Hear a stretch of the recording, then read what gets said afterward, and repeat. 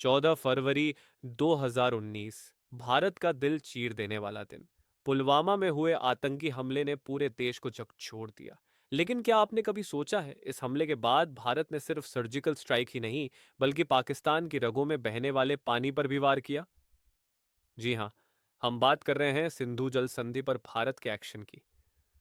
आज की इस वीडियो में हम बताएंगे कि ये संधि है क्या, भारत ने इसे लेकर क्या बदला, और क्या वाकई पाकिस्तान की मुश्किलें बढ़ गई हैं। सिंधु जल संधि क्या है? सिंधु जल संधि एक ऐतिहासिक समझौता था जो भारत और पाकिस्तान के बीच 1960 में साइन हुआ था। इसे करवाने में बड़ी भूमिका निभाई थी वर्ल्ड बैंक की। इस संधि के तहत भारत और पाकिस्तान ने 6 नदियों का बंटवारा किया। पूर्वी नदियां प्यास, रावी और सतलज, इनका उपयोग भारत को पूर्ण रूप से दिया गया। पश्चिमी नदियां सिंधु, झेलम और चिनाब ये दी गई पाकिस्तान को, लेकिन भारत को सीमित उपयोग की अनुमति मिली, जैसे बिजली उत्पादन, कृषि आदि। ये संधि इतने सालों से बिना किसी रुकावट के चल रही थी, लेकिन जब 2019 में पुलवामा का आतंकी हमला हुआ, जिसमें 40 से ज्यादा सीआरपीएफ जवान शहीद हुए, तो पूरे देश में गुस्से की लहर दौड़ गई। भारत ने तुरंत जवाब देने की रणनीति बनाई। विदेश नीति के स्तर पर भारत ने पाकिस्तान को अलग थलग करने का अभियान छेड़ दिया। इसी क्रम में भारत ने कहा, पानी और खून एक साथ नहीं बह सकते। और यहीं से चर्चा शुरू हुई इंडस वाटर ट्रीटी को लेकर। हमले के कुछ दिनों के भीतर भारत के जल शक्ति मंत्रालय ने बड़ा ऐलान किया। भारत ने फैसला किया कि वो अपनी हिस्से की ब्यास, रावी और सतलज नदियों के पानी का पूरा उपयोग करेगा। अब तक जो पानी बिना इस्तेमाल के पाकिस्तान चला जाता था, उसे रोका जाएगा। इसके लिए भारत ने 3 बड़े प्रोजेक्ट्स पर फोकस किया। एक, रावी नदी पर शाहपुर कांडी डैम प्रोजेक्ट, जो जम्मू कश्मीर और पंजाब के बीच लंबे समय से अटका था। 2, उच्च परियोजना, जम्मू कश्मीर में चिनाब नदी की एक सहायक नदी पर डैम बनाने की योजना।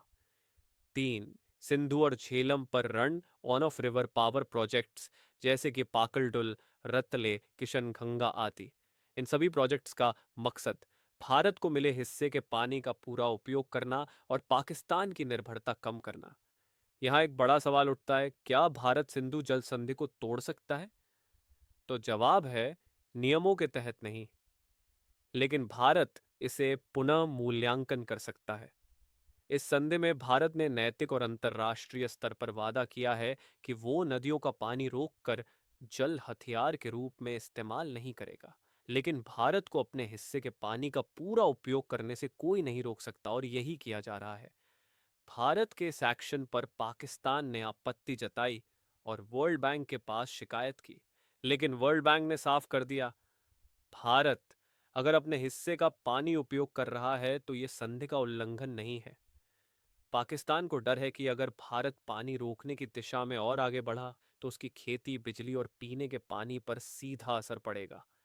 सर्जिकल स्ट्राइक की तरह ही भारत का ये जल प्रहार भी उतना ही असरदार था, बिना गोली चलाए पाकिस्तान की अर्थव्यवस्था पर असर डालने वाला। भारत ने कूटनीति, जल प्रबंधन और अंतर्राष्ट्रीय कानूनों के जरिए एक ठोस संदेश दिया। अब अगर हमला होगा, तो जवाब सिर्फ बॉर्डर पर नहीं, हर मोर्चे पर मिलेगा। आपको क्या लगता है, क्या भारत को सिंधु जल संधि से पूरी तरह बाहर आ जाना चाहिए, या क्या इसी तरह सॉफ्ट पावर से पाकिस्तान को घेरा जाना चाहिए? नीचे कमेंट में अपनी राय जरूर दीजिए। वीडियो को लाइक और चैनल को सब्सक्राइब करना मत भूलिए। मिलते हैं अगले वीडियो में। जय हिंद।